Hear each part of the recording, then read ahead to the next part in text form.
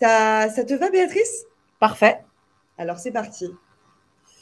Déjà, je voulais te remercier on va dire de nous donner l'opportunité de parler de cette collaboration CAM-CSM. Je pense qu'on était, à mon avis, beaucoup du public de participer à Engage la semaine dernière. On a beaucoup parlé de la place du CS au sein des équipes, au sein de la société, du rôle du CS avec le marketing, avec le produit, avec le top management. Mais c'est vrai que je me faisais la réflexion qu'on avait peu parlé en fait du binôme CAM-CSM, qui pour moi est en fait, on va dire, le binôme le plus proche, le CAM étant vraiment la personne, je pense, la plus proche du CSM. Donc voilà, je pense que c'est une bonne opportunité pour faire suite aussi à Engage. Ce que je voulais expliquer déjà avant de parler sur quoi collaborent les CAM et les CSM, c'était aussi la structure de l'équipe. Moi, quand je suis rentrée chez Géotren, on avait les CSM qui étaient dans la partie service et les CAM qui étaient dans la partie sales. Les CAM géraient tout ce qui était upsell et cross-sell et les CSM étaient responsables du renew. On a fait le constat que c'était une organisation qui ne marchait pas vraiment. Et donc, on a décidé un petit peu d'explorer ce qui se faisait en matière d'organisation CAM-CS selon, on va dire, les différents steps d'une entreprise, enfin la maturité de l'entreprise. On a identifié, on va dire, à peu près 5 modèles. Le premier, où le customer success, pour moi, est en mode pompier. Et en fait, il doit gérer un petit peu tout. Il va gérer la formation, il va gérer le care, il va gérer le support, etc. Bon, là, c'est vrai que c'est peut-être un peu plus adapté aux entreprises qui commencent seulement à implémenter un rôle CS. Et au début, une personne, on va dire, doit tout gérer toute seule. Deuxième modèle, je dirais, c'est le CSM qui est plus orienté sales, où là, il peut jouer aussi un petit peu le rôle de CAM, même si je pense que d'avoir les doubles casquettes, c'est peut-être pas assez efficace.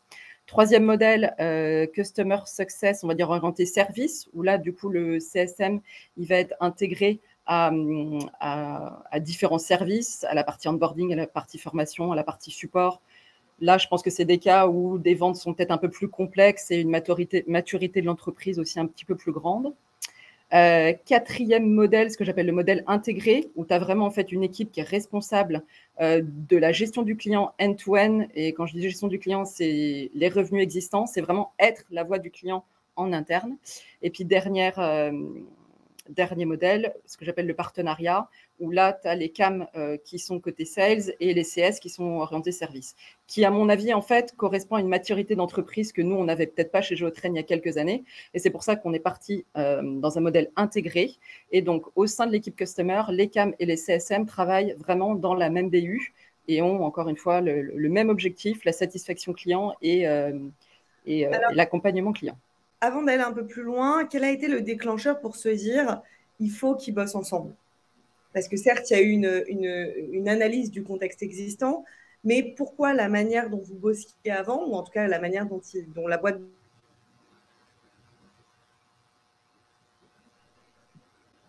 Alors, je suis désolée, je ne t'entends pas. Il y a des petits soucis de connexion encore. Est-ce que tu m'entends? Oui, là, c'est bon. Oui, je disais pourquoi ça marche, pourquoi Ouais. la manière dont vous bossiez Bah, avant ne marchait plus. parce qu'en fait, on a vu, enfin, pour moi, le meilleur moyen de voir si ça marche ou pas, c'est le succès client. Et en fait, on voyait quand même qu'on avait des taux de churn qui étaient trop élevés, des clients en fait, qui étaient aussi, il y avait un petit peu d'overlap entre les CSM et les CAM, et le client savait plus trop à qui parler. Donc, on a voulu, on va dire, mettre les choses à plat, enfin, j'en parlerai un petit peu plus tard, établir un RACI qui soit assez clair et déterminer vraiment les rôles et les responsabilités de chacun. Et qu'est-ce que fait justement... Alors, passons directement à la partie RACI. Qu'est-ce que fait chaque département aujourd'hui? Okay. Donc, le département Customer, il est responsable de tous les revenus et de tout l'accompagnement client au sein de la société. J'aime bien, on va dire, utiliser des images pour décrire les rôles. Pour moi, le CAM, il a un rôle de bâtisseur. C'est lui qui va vraiment, on va dire, établir la collaboration à long terme avec le client. Alors que le CS a plutôt un rôle d'éducateur, où là, il va être vraiment dans l'accompagnement du client. Alors, je ne sais pas si vous entendez encore Elisabeth. Je pense qu'on a des petits soucis de connexion. Excuse-moi, je déteste ma vie, pardon. C'est juste pendant ce webinaire qui, une fois par mois, passe. Ouais, c'est ça. Pardon, vas-y, n'hésite pas à continuer, Béatrice. D'accord, il n'y a pas de problème. Toujours l'effet des mots, on va dire, on appelle ça. Donc, je disais, oui, je parlais pardon, des images pour identifier le CAM et le CS. CAM, bâtisseur, CS, éducateur. Donc, le CAM, il est vraiment, il s'assure de la collaboration au sens large avec le client. Donc, aussi bien de la collaboration, bien sûr, au niveau commercial, mais ça peut être aussi de la collaboration, on travaille avec des grands comptes au niveau marketing, communication, faire des webinars avec les clients, mettre en place des user clubs online, mettre en place des testimonials pour les faire témoigner. Ça, c'est le rôle du CAM. Il va bien sûr gérer, on va dire, la collaboration avec les achats et tout le sales cycle qui peut être un petit peu long et qui demande beaucoup de follow-up avec le client, gérer les appels d'offres, etc. Donc, vraiment, on va dire le sens large, c'est cette collaboration globale. Là où le CS va être plutôt orienté, on va dire, accompagnement sur la plateforme, accompagnement à l'usage. On parle souvent de Trusted Advisor. Moi, j'aime bien aussi le terme de Strategic Advisor. Mais sans avoir, on va dire, ce rôle commercial. Il va être là vraiment pour aider le client à tirer le plus de profit de la plateforme. Il a aussi une connaissance, je pense, plus approfondie du produit que ne l'aurait un CAM. Voilà, c'est un petit peu comme ça en termes de RACI qu'on a établi les choses.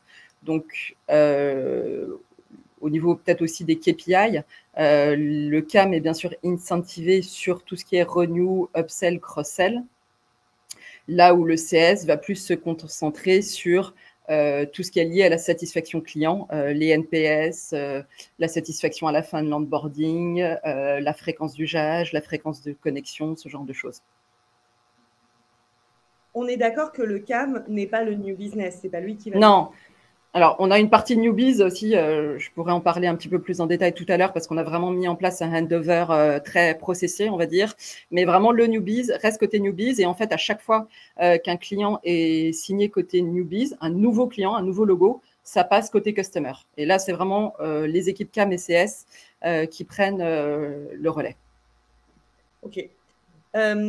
Pour éviter l'overlap, comment ça se passe justement? Parce que dans la plupart des entreprises, on va pouvoir avoir un CSM qui fait un peu tout le taf. À quel moment on se dit « Ah, il y a un upsell » ou « Là, il y a un risque », c'est le moment de le passer au CAM? Alors, je disais comment éviter l'overlap, c'est, on va dire, communication, communication, communication. C'est vraiment un travail d'équipe, une communication au quotidien. Donc, du coup, s'assurer que les CAM et les CS ont les bons outils pour communiquer. Nous, on a un Slack, un channel Slack par client, vraiment où ils ont des conversations dédiées pour collaborer ensemble. Tu as des weekly CAM CSM qu'on fait pour aborder les clients à voir pendant la semaine. Un monthly où on va faire, on va dire, plus en détail la revue client par client. Et surtout, ce que je disais communication, c'est-à-dire, par exemple, quand le CS veut envoyer un message ou le CAM veut envoyer un message, mais n'est pas sûr qu'il y a peut-être eu une communication déjà en parallèle, parce qu'il ne faut pas que le client, bien sûr, reçoive un mail du CAM le matin et un mail du CS l'après-midi. C'est sur ce genre de choses aussi que les CAM et les CS discutent pour s'assurer qu'il n'y ait pas d'overlap. Sur quel outil vous bossez? Pardon, tu as dû le dire, mais ça coupe sans Non, arrêt. nous, on a du CRM type HubSpot, on utilise Slack. Après, on a pour objectif de s'équiper d'une Customer Success Platform parce que voilà, s'assurer de l'avoir la vue à 360 du client. Et ça, c'est dans les next steps, on va dire, de s'outiller au niveau de l'équipe Customer. Et en termes de collaboration en interne, de process, tous les combien les gens se parlent? Est-ce qu'il y a des réunions de département? Est-ce qu'il y a des réunions par binôme, par industrie? Comment ça se passe? Alors, on a des réunions par binôme. On va dire que chaque binôme CAM-CSM fait des réunions sur les clients qu'il gère. Et après, il y a des réunions, ce que tu disais, par département, où là, le département Customer a aussi des points réguliers avec la partie Newbies et avec la partie produit aussi. Le but étant sur la partie Newbies, on va dire, de collaborer et d'éviter tout ce qui est bad fit Customer. Et la partie produit, bien sûr, de remonter les points des clients, leurs besoins et de s'assurer, on va dire, que la roadmap aussi est alignée avec les besoins clients. C'est vraiment, on va dire, cette approche customer-centrique qu'on essaye de pousser le plus au sein de la société. J'allais enchaîner justement sur la collaboration et le process en interne.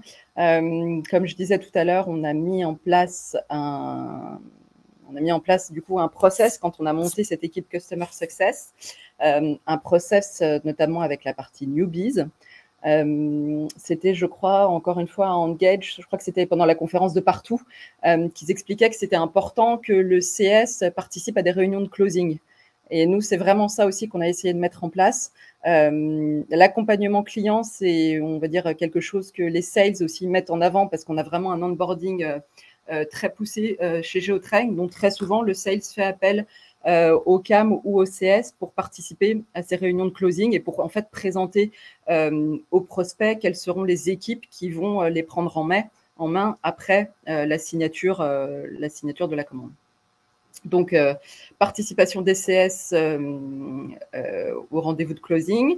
Après, on a mis en place en fait une fiche de passation que le sales doit remplir, où en fait, il va rentrer vraiment toutes les informations sur l'entreprise, sur les décideurs, sur quels étaient leurs pains.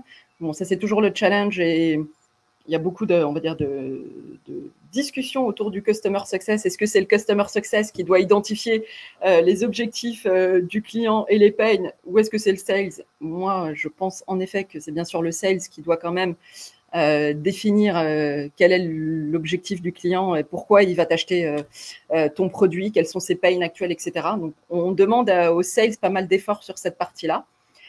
Cette fiche de passation va être aussi, on va dire, la base du CAM pour pouvoir après faire grandir le compte.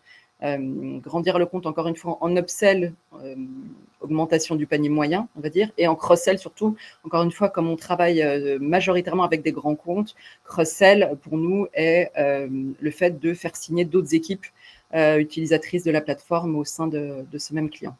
Donc, cette fiche de passation, après, on fait un kick-off interne où le sales, le CAM et le CS participent de une trentaine de minutes. Le but, c'est pas faire de la réunionnite, mais où le CS explique ce qu'il a mis dans la fiche de passation et les CAM et les CS posent leurs questions s'il y en a avant de clarifier. Le sales, tu veux dire, explique ce qu'il a mis dans la fiche de passation. Pardon, excuse-moi, le sales. Ouais, le sales explique ce qu'il a mis dans la fiche de passation et organise après, du coup, le kick-off externe. Donc, le sales est en charge de ça. Ce kick-off externe avec le client, le sales y participe aussi. Donc, tu as toujours sales, CAM et CS pendant ce kick-off. Je pense que c'est quand même un bon process à mettre en place. Donc, CS qui participe au closing, mais d'un autre côté, sales qui participe au kick-off avec le client. Ça peut... ça fait la continuité de la relation, on va dire, et ça ne fait pas le client découvrir, on va dire, des nouvelles équipes sans que le sales ait pris le relais. Donc, c'est comme ça que ça s'organise. Très important, au moment du kick-off, on a vraiment un slide dédié où justement, on explique le rôle du CAM versus le rôle du CS. Alors, qu'est-ce qui se dit justement sur cette fiche ? C'est ce que je te disais au début, c'est vraiment le CAM responsable de la collaboration au sens large. Et je suis là pour vous accompagner au niveau commercial, au niveau des actions potentielles communes de collaboration ou de communication qu'on va faire ensemble, là où le CS est vraiment là pour vous accompagner sur la méthodologie que vous allez utiliser pour utiliser la plateforme, sur vos cas d'usage, vraiment faire on a des workshops dédiés où le CS va approfondir, on va dire, avec le client tous les cas d'usage qu'il voudra faire avec la plateforme. Donc, un accompagnement très poussé sur l'outil et comment l'utiliser au mieux pour ces cas d'usage. Et après, du coup, le CS prend au niveau de la Customer Journey, le CS va prendre en charge, on n'est pas encore splitté onboarding, care, support, etc. Le CS fait un petit peu ses différents rôles pour le moment. Mais le CS, du coup, va vraiment, pour le coup, être responsable de la période d'onboarding, où là, le CAM, il pourra intervenir de temps en temps, mais pas obligatoirement, parce que l'onboarding est vraiment axé sur cet accompagnement client.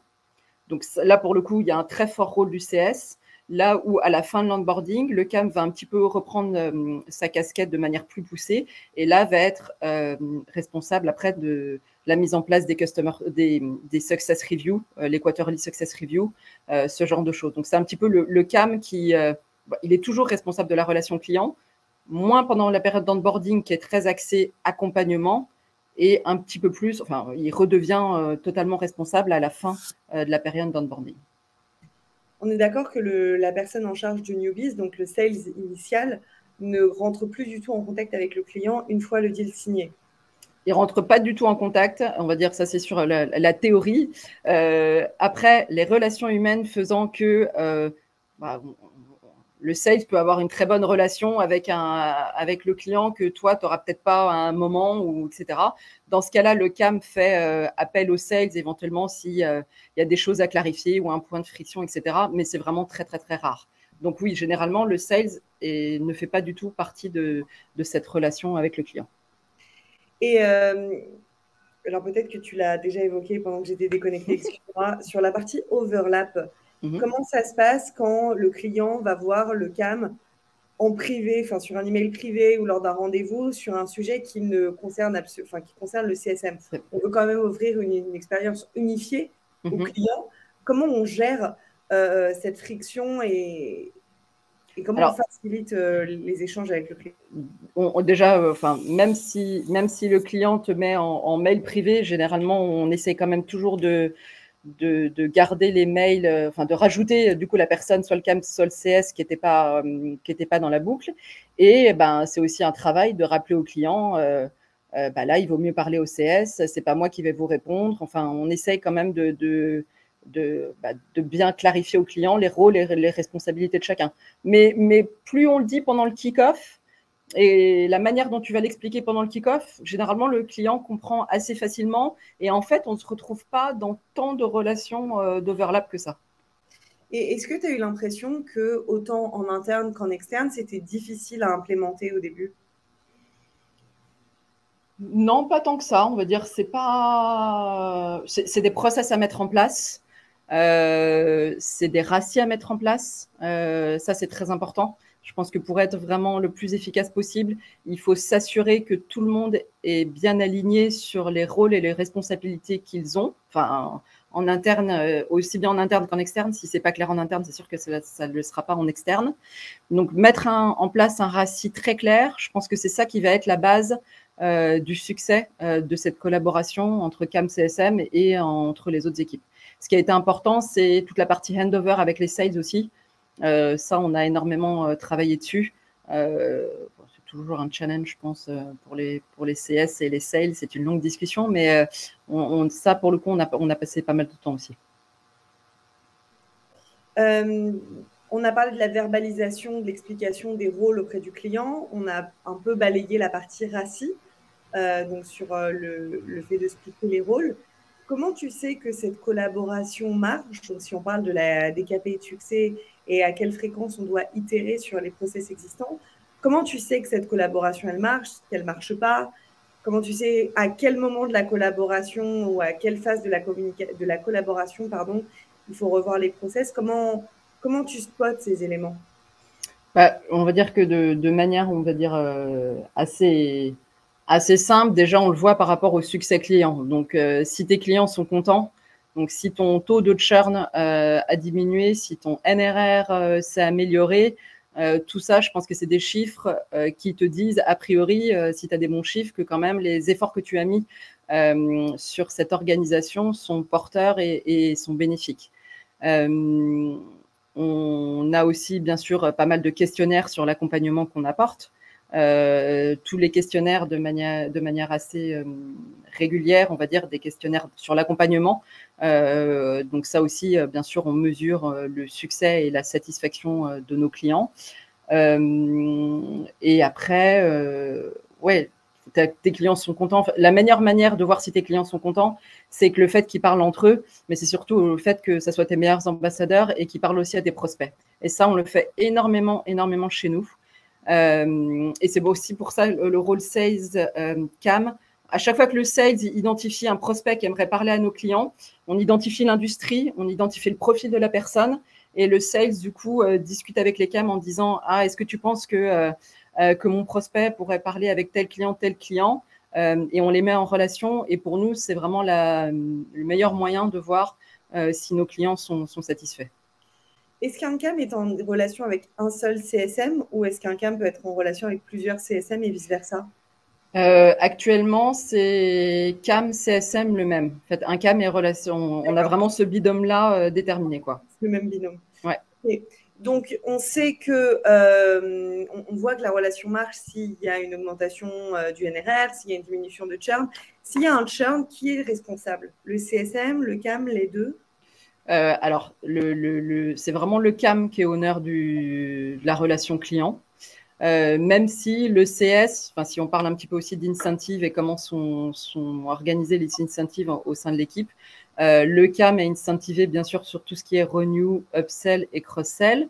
Le CS, comme je disais, va être incentivé sur tout ce qui est customer satisfaction, mais il participe quand même et il a une partie de son incentive qui est liée au renew, puisque de manière directe et indirecte, il y participe. Si le client est content de l'accompagnement, de l'onboarding, etc., il va renouveler. Donc, voilà, c'est un petit peu ces KPI qu'on utilise au niveau des incentives. Très bien. Donc, on a parlé des KPI, de la verbalisation, de l'explication, de la Customer Journey. L'overlap, on en a un petit peu parlé. Est-ce que tu veux rajouter quelque chose par rapport à cette partie d'articulation, cette section d'articulation?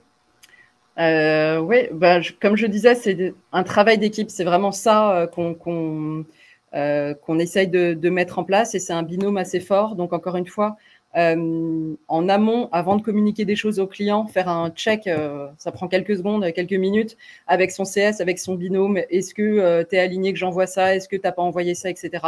La communication, avoir bien sûr, encore une fois, les bons outils pour communiquer. Et puis favoriser le travail d'équipe, ça passe par les bons outils, le team building, enfin tout ce qui est possible de faire pour favoriser la communication entre ces équipes. Et encore une fois, je reviens, mais j'insiste dessus, le RACI, s'assurer que de manière régulière, qu'en termes de process et en termes de responsabilité, tes équipes sont bien alignées. Top. Eh bien, écoute, je vous propose, pardon, chers participants, de commencer à upvoter les questions qui sont déjà nombreuses. Donc, on va, Béatrice, si ça te va, on va commencer à les revoir ensemble. Ouais. Et je pense qu'on n'aura pas assez de temps pour tout répondre. Donc, je te propose de commencer par la question de Olivier. La relation client est-elle ownée par le CAM ou le CSM? On y a un peu répondu, mais si tu veux développer un petit peu… Comme je disais, la relation client, elle est quand même ownée par le CAM. On ne peut pas avoir deux honneurs, hein, encore une fois, question de RACI, tu ne peux pas avoir deux responsables. Donc, le CAM est vraiment responsable de cette relation client, mais bien sûr, il va faire appel au CS selon la Customer Journey, selon les besoins du client, selon si le client est à risque et on voit que le CS, il doit mettre un peu plus d'efforts sur ce client pour telle ou telle raison. C'est le CAM un petit peu aussi qui va orchestrer à quel moment le CS doit intervenir hors de la période d'onboarding. Mais c'est vrai que tu as mentionné un point qui m'a fait un petit peu tiquer. C'est si le sales a une question par rapport au client, donc dans ton organisation, il va avoir le CAM, il ne va pas avoir le CSM. Ouais, ah oui. C'est… Non, enfin, ça dépend quel type de question il a, mais c'est vrai que s'il veut se mettre en relation, s'il veut permettre à son prospect de parler avec un client, là, il va voir le CAM. C'est le CAM, encore une fois, qui est responsable de la relation client. C'est le CAM aussi qui doit bien savoir pourquoi son client a acheté la plateforme, etc. Donc, c'est quand même le CAM qui est responsable de ça. Après, si on part vraiment dans l'utilisation approfondie de la plateforme et savoir des cas d'usage très précis, ce genre de choses, là, bien sûr, le CS peut être mis dans la boucle. Les CSM sont vraiment des experts produits, ouais. Plus que le CAM qui va vraiment être dans la satisfaction, on va dire. Oui, ils sont plus des experts produits que le CAM. Et ils sont accompagnement, mais accompagnement pas pas j'appuie sur ce bouton pour faire ça. Accompagnement, méthodologie et approche. Bon, on est sur un domaine qui est assez particulier, tout ce qui est market intelligence. On parle avec des directions de la stratégie, on parle avec des directions d'innovation, on parle d'exploration de nouveaux systèmes, exploration de nouveaux marchés. Donc, ça demande en fait des soft skills, on va dire plus d'analystes que le CS a et que le CAM aura moins. Ça marche. Olivier, si Béatrice a répondu à ta question, est-ce que tu peux thumbs up, mettre une réaction ou rajouter dans le chat si tu as des questions additionnelles? Je vois que sur le chat, tu avais tiqué également à la même question. Donc, on est raccord. C'est bon. Du coup, on va passer à la seconde question. Une question de Marine. Y a-t-il une rémunération variable commune entre CAM et CSM? Si oui, sur quels objectifs et indicateurs? Alors, la rémunération commune qui existe, comme je disais, c'est au niveau du renew, puisque le CAM est bien sûr honneur de la relation client et donc aussi responsable de s'occuper du renew. Mais le CS, participant grandement à l'accompagnement, à l'onboarding, etc., a aussi, on va dire, sa part de gâteau sur la partie renew. Donc, le renew est un petit peu splitté entre les deux. Et après, tout ce qui est upsell, cross-sell, là, pour le coup, c'est vraiment le CAM qui est responsable et qui parle en fait aux autres équipes qui ne sont pas encore clients, là où le CS va pas encore leur parler. Mais le CAM va aller identifier au sein du compte quels pourraient être, on va dire, les futurs clients de la plateforme au sein de ce même client, au sein de ce même compte. Est-il possible, si le CSM en cours d'adoption découvre des opportunités d'upsell ou cross-sell qui touchent un petit peu de variables sur ce cross-sell, ou c'est vraiment chacun a sa responsabilité et par exemple le CAM ne toucherait pas un pourcentage ou un variable sur une adoption à 100%? Vraiment, chacun a ses responsabilités. Le CS n'a pas ce rôle de commercial, on va dire. Il peut bien sûr éventuellement détecter des opportunités. Hein.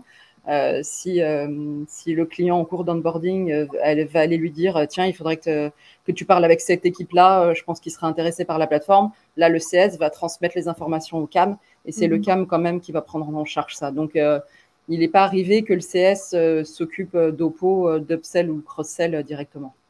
Il y a vraiment, encore une fois, ce split qui est fait entre les deux et chacun a ses responsabilités. Marine, je te laisse dire dans le chat si on a bien répondu à ta question. En attendant, moi, je vais rajouter une autre petite question subsidiaire. Quel est le variable qui est propre au CSM? Est-ce que c'est l'adoption? Est-ce que c'est l'activation de 100% des features? Oui, c'est exactement ce genre d'éléments. C'est l'adoption, c'est l'accompagnement sur la fin de l'onboarding. Encore une fois, nous, on a une période d'onboarding de 3 mois, donc assez intense en différents milestones, en différents workshops. Donc, c'est vraiment cet accompagnement-là qui est très poussé et sur lequel, du coup, le CS est plutôt rémunéré. Très clair. Merci beaucoup. Je vois que Marine, on a bien répondu à ta question, donc ça, c'est top. Les CSM et les CAM ont-ils les mêmes contacts? Donc ça, c'est ma question. Est-ce qu'on va parler aux mêmes personnes au sein de l'entreprise ou est-ce que les contacts sont vraiment différents? Je m'explique.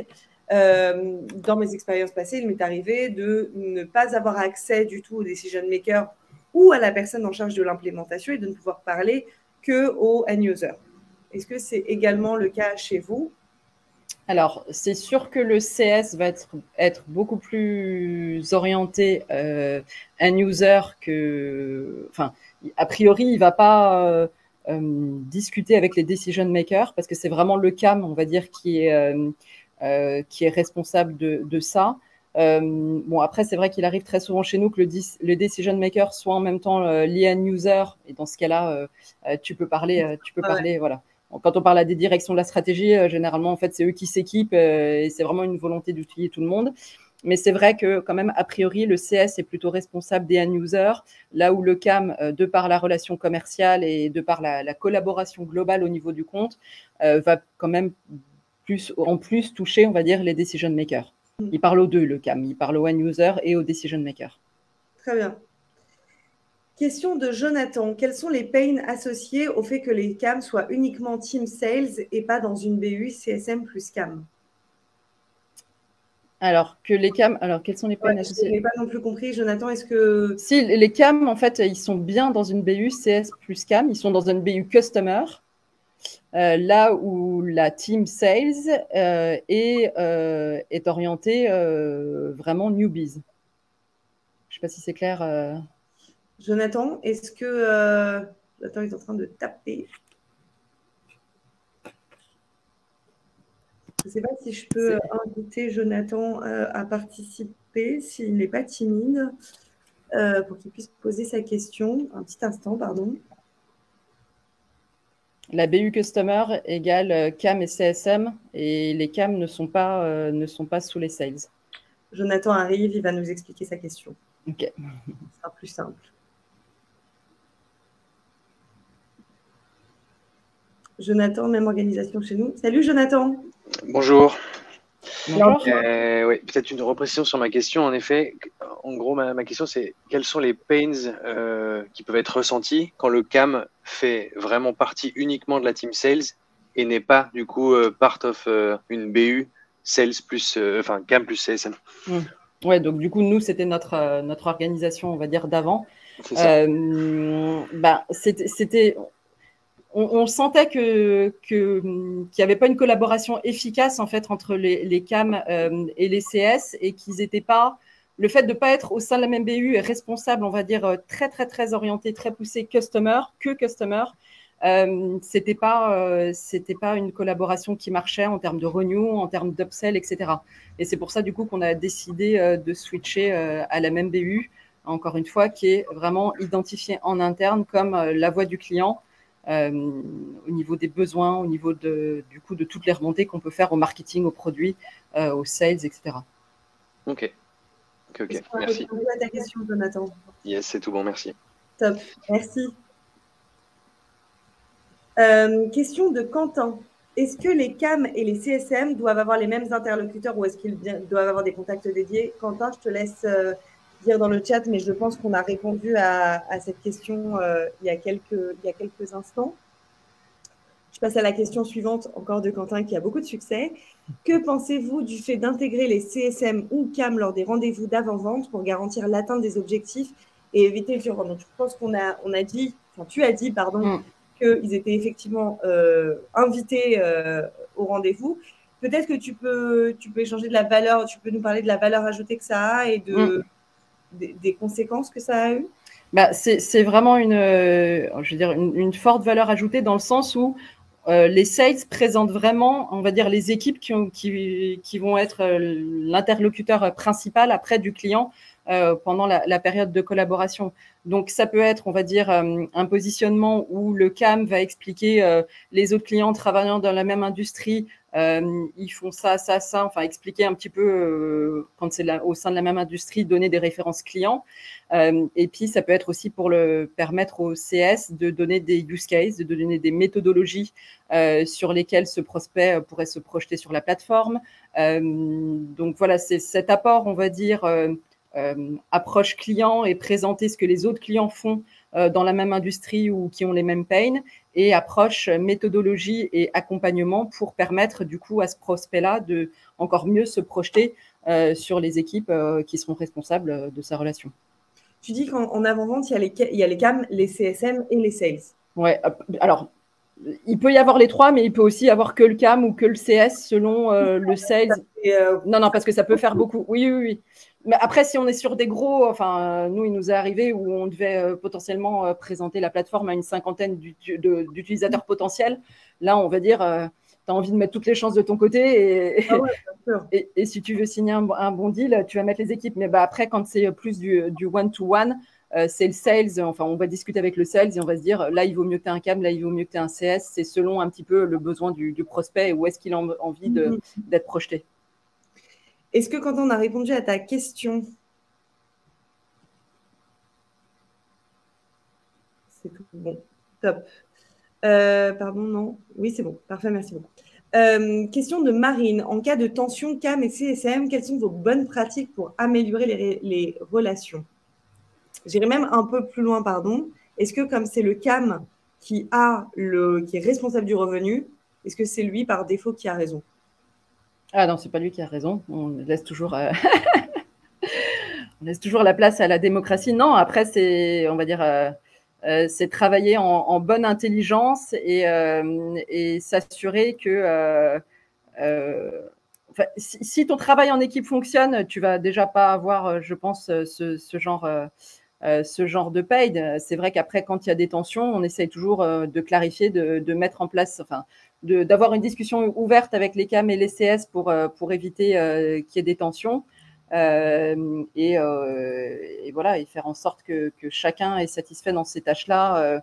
Après, je ne te dis pas que c'est sûr que si, par exemple, tu as un CS qui souhaiterait avoir un rôle très commercial, etc., là, ce n'est pas le cas chez nous. On va dire c'est peut-être un inconvénient de cette organisation. Cette organisation fonctionne si le CS se positionne bien en tant que trusted advisor, mais sans appétence commerciale. Elle va plus se positionner en tant qu'expert, encore une fois, de la plateforme, ce que tu disais, expert outil, accompagnement, mais sans cette approche commerciale. Est-ce qu'on a répondu à ta question, Mélie? Non, pardon, je crois que c'était Marine.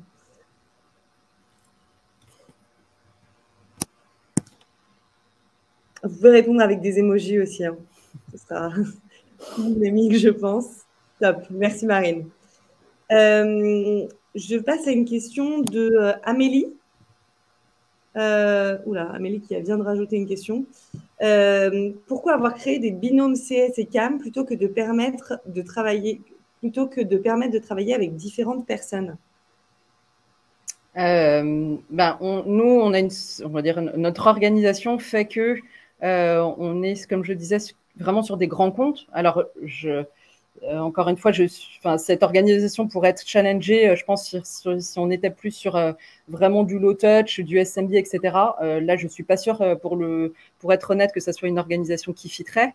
Mais nous, encore une fois, on est sur une approche très grand compte, high touch, et c'est pour ça que on a besoin déjà de ce CAM.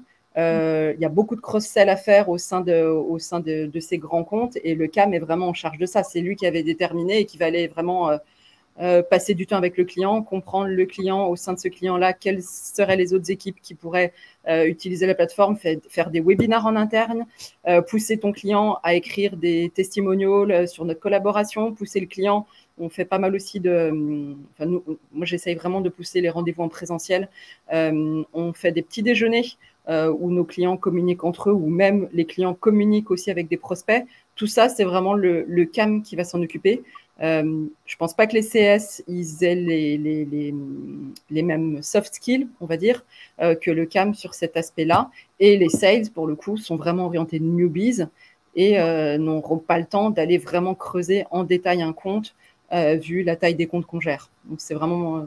Et les comptes que vous gérez, vous gérez combien de personnes au sein d'un compte à peu près pour qu'on se rende compte? Ça varie, mais on va dire que ça peut aller facilement à une vingtaine ou une trentaine de personnes au sein du compte, quoi, dès le début. Donc, et puis, on est aussi en train de... Enfin, là, on réfléchit... On est majoritairement en France, mais après aussi, tu as toute l'expansion internationale et commencer à aller creuser ces comptes-là aux US, en Asie, etc. Encore une fois, c'est le rôle du CAM. Ok. Amélie, est-ce qu'on a répondu à ta question? Top, super. Génial. Est-ce que cette collaboration, à quel stade d'une entreprise, d'une start-up, d'une scale-up, cette collaboration, je vais y arriver, doit-elle être implémentée? Bonne question, ouais.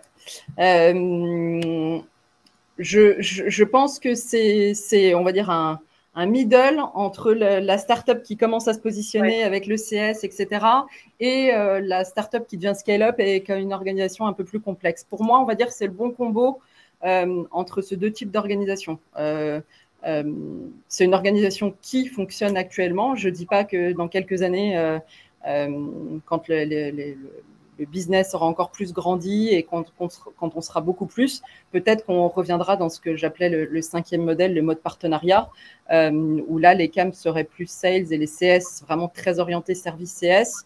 Voilà. Mais en tout cas, nous, c'est une organisation qui fonctionne pour nous aujourd'hui. On est une petite start-up d'une 30aine de personnes. Donc, on n'est pas encore une grosse scale-up, mais en tout cas, c'est une organisation qui fit bien actuellement. Question additionnelle.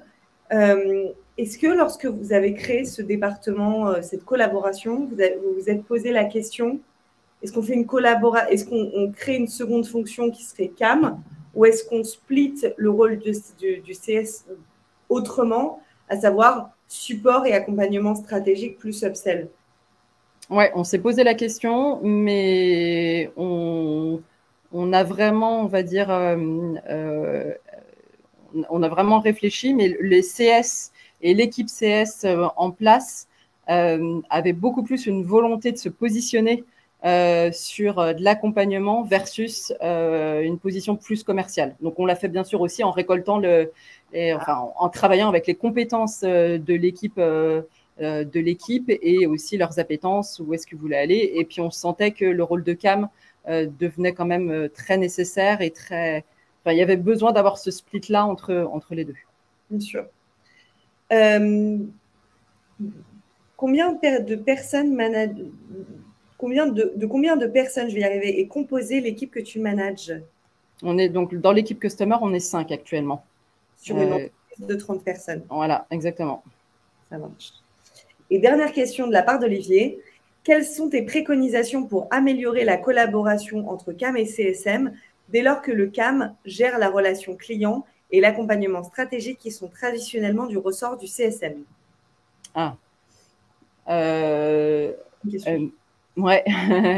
Après, est-ce que le CAM gère tout, ou est-ce qu'il y a quand même un rôle de CS? Alors, attends, je vais proposer à Olivier de nous rejoindre. En fait, tout dépend s'il y a déjà un CS existant et quel rôle a ce CS. Parce que pour moi, le CAM doit certes gérer l'accompagnement, enfin la relation client, mais ne peut pas avoir une double casquette, relation client, accompagnement sur le produit. Enfin, pour moi, c'est quand même deux compétences qui sont différentes, quoi. Salut Olivier, est-ce que tu nous entends? Salut Elisabeth, ouais, salut Béatrice. Est-ce que tu peux parler? Donc, ouais, ma question est un peu tricky parce que c'est un peu la problématique à laquelle je suis confronté dans la boîte dans laquelle je bosse. Et en gros, il y a des fonctionnalités qui sont bien splittées sur le papier entre le CAM et le CSM, où le CSM a plutôt, contrairement à toi Béatrice, un rôle plus stratégique, où il discute avec des decision makers, on discute des succès, les métriques utilisées, etc. Le CAM a plutôt un rôle commercial.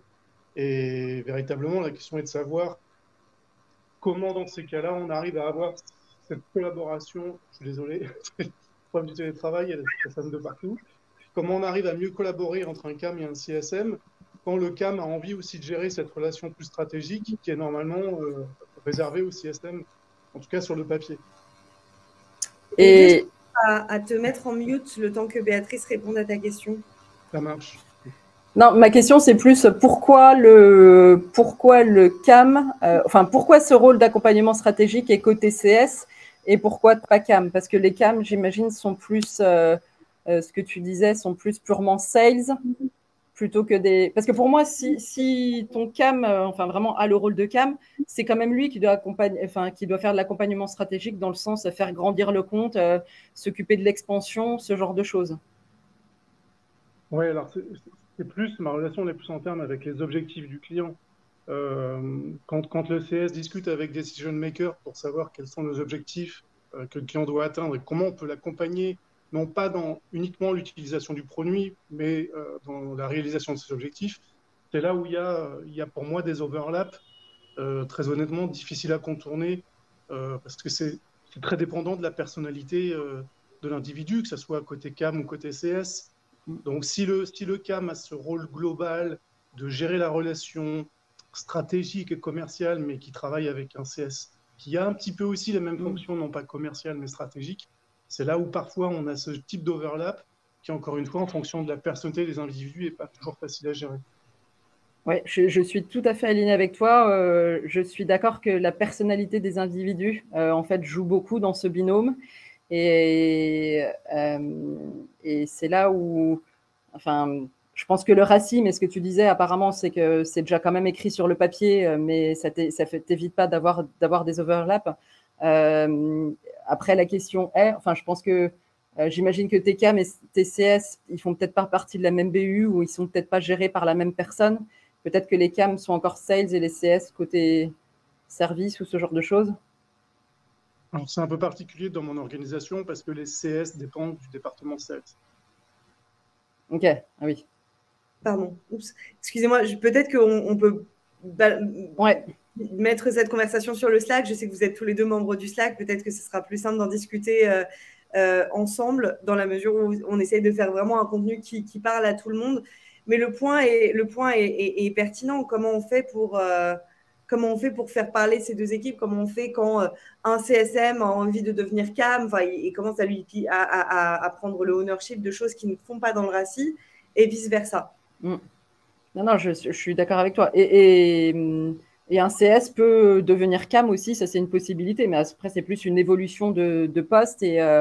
Mais c'est vrai que la personnalité des individus joue beaucoup, et où est-ce qu'ils veulent aller, comment ils veulent se positionner, plus commercial, plus accompagnement stratégique, il y a les deux aspects.